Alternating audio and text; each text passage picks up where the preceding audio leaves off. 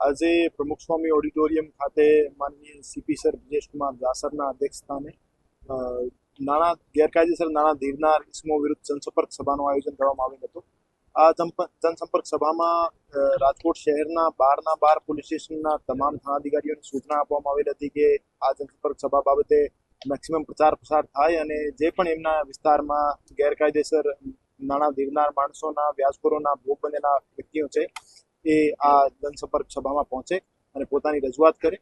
તો આજે જે લીડ બેંક મેનેજર શ્રી છે અને સરકારી નાણાં ધીરનાર સંસ્થાઓ છે એના પ્રતિનિધિઓ દ્વારા પણ લોન આપવા માટે બહાર ટેબલોનો ગોઠવણ કરવામાં આવેલ હતી અને અહીંયા જાણકારી પણ આપવામાં આવેલ હતી. આની સાથે સાથે માનનીય સીપી સર દ્વારા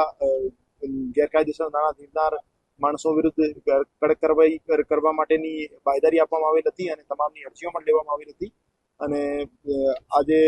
જે તમામ માણસો આવેલ હતા અને જે પણ માણસો ઓનલાઈન ડિજિટલ રીતે જોઈ રહ્યા છે એ તમામને હું અપીલ કરવા માંગુ છું કે આપને કોઈ પણ વ્યક્તિ ગેરકાયદેસર નાણાં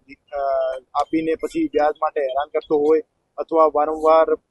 ધાકધમકી આપતો હોય, પઠાણી વ્યાજની ઉઘરાણી કરતો હોય તો આપ તાત્કાલિક રાજકોટ શહેર પોલીસનો સંપર્ક કરો. રાજકોટ શહેર પોલીસ આપની પૂરી મદદ કરશે અને વ્યાજંકવાદનો જે દૂષણ છે સમાજમાં એને ડામવા માટે અમે કટિબદ્ધ છીએ અને તમામ જે વ્યાજખોરો છે એમના વિરુદ્ધ અમે કડકમાં કડક પગલાં લઈશું.